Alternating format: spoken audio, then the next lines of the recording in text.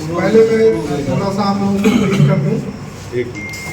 देखिए, आप सभी लोग अवगत हैं कि कल दिनांक 3 अक्टूबर 2024 को एक दुखद घटनाक्रम में थाना सिवलगंज के औरवा भवानी क्षेत्र में एक ही परिवार के 4 लोगों की गोली मार करके हत्या कर दी गई थी। और तत्काल जो है घटना पर सभी अधिकारियों द्वारा निरीक्षण किया गया।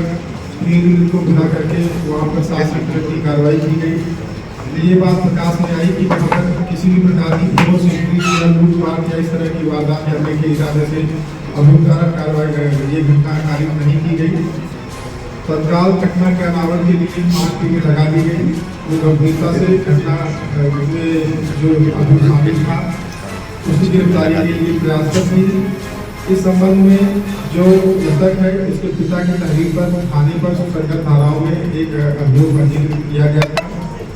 आज 2:40 के करीब एसडीएम की गौतम बुद्ध नगर इकाई द्वारा जेवर टोल प्लाजा के पास से जब अभियुक्त चंदन मौर्य दिल्ली भागने का प्रयास कर रहा था, वहां से उसको गिरफ्तार किया गया।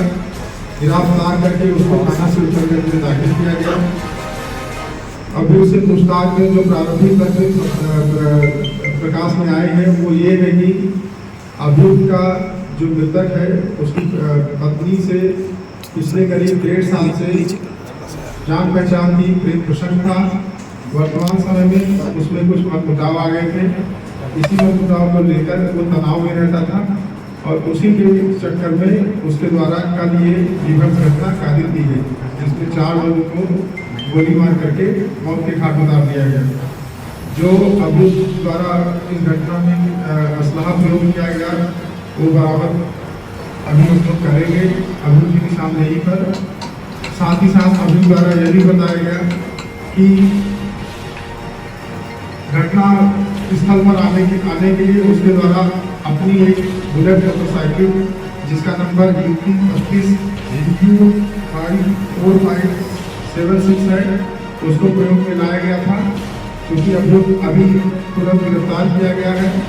आगे जो हमारी वैधानिक कार्रवाई शेष है उसमें घटना में प्रयुक्त तमंचा असलहा की बरामदगी और जो बुलेट मोटरसाइकिल है जिसका प्रयोग करके वो घटनास्थल तक आया था और घटना करने के बाद घटनास्थल से फरार हुआ था, वो कार्रवाई की जाएगी। शेष अब आप लोग जो सवाल पूछना चाहें। घटना इसने अकेले की थी जी, ऐसे ठीक है, कोई दिक्कत नहीं। ये काफ़ी इम्पोर्टेंट सवाल आपने पूछा है। इसमें जो बुलेट्स हमें बरामद हुए थे, जो खोखे बरामद हुए थे, वो सारे एक ही पिस्टल से चलाए गए थे, ऐसा एविडेंस हमारे पास है। और इसके द्वारा भी ये कबूल किया गया कि घटना इसके द्वारा अकेले ही कारित की गई। क्या इसका साथ और लोग दिए थे यहाँ पे अमेठी में, जैसे जब ये वहाँ पहुँचा था बुलेट खड़ी किया उसके बाद लोगों को देखिए अभी हम लोग ये सब विवेचना के क्रम में इस पर इन बिंदुओं पर विवेचना करेंगे। अगर इस तरह की कोई बात होगी तो आपको उससे अवगत कराएंगे। सर कौन सी बंदूक थी, कितनी गोली चली थी वहाँ? ये एक पिस्टल थी, वहाँ पर इसके द्वारा 10 गोलियाँ चलाई गई थी। और एक महत्वपूर्ण बात ये भी है कि इसके द्वारा 4 लोगों की गोली मार करके जब इसके द्वारा ये समझा गया कि 4 लोग मृत हो गए हैं, तो इसके द्वारा स्वयं को भी गोली मार करके अपनी आत्महत्या करने का प्रयास किया गया, लेकिन वह गोली मिस हो गई और ये वहाँ से फिर दोबारा हिम्मत नहीं कर सका गोली चलाने का स्वयं पर, और फिर वहाँ से फरार हो गया।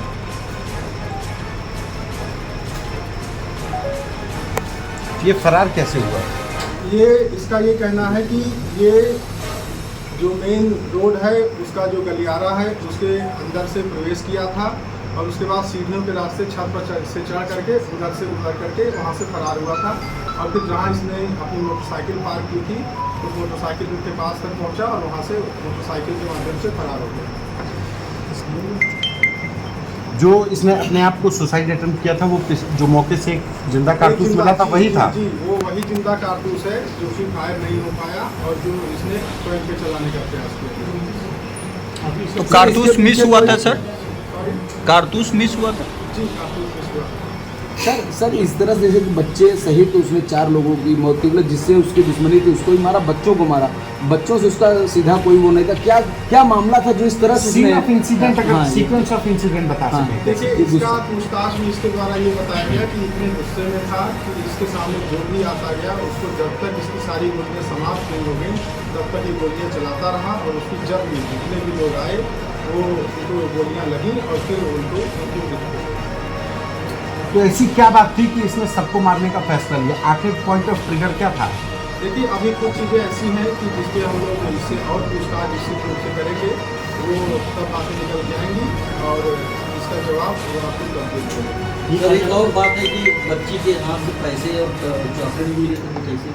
देखिए उस पर भी हमारी विवेचना के क्रम में उसको हम सामने लाएंगे, और अभी ये कोई स्टैब्लिश फैक्ट नहीं है कि उसको किसने दिया था, इस पर अभी हमारी विवेचना प्रस्तुत है। नहीं ये कहा जा रहा है कि जब इसके साथ उसने एक दो बार उसको धमकी दी थी तो उसने स्कूल में आके धमकी दी थी तो उसने थाने सूचना दी थी, क्या कोई कार्रवाई नहीं की या कोई सूचना नहीं थी? देखिए इस संबंध में एक मुकदमा ऑलरेडी इसके खिलाफ दिखाया गया था जिसमें चार्जशीट इसके ये हो रखा है, और वही प्रकरण आप संबंध कहना चाहते हैं। नहीं अभी 10 दिन पहले सुल्तान ने पुलिस में शिकायत की उसकी पत्नी महिला ने। ये ऐसा कोई तथ्य अगर संज्ञान में है तो हम ये अमेठी से जेवर तक कैसे पहुंचा? किसने मदद की? ये स्वयं ही विभिन्न माध्यमों से इसका कहना है कि पहले ये प्रयागराज गया तो वहाँ से ये जेवर के माध्यम से दिल्ली जा रहा था, और उसी जगह पे ये रास्ते में इसको STF की गौतम बुद्ध नगर यूनिट ने अपने फोर्सेस के माध्यम से इसको गिरफ्तार किया। ये कहा जा रहा है कि ये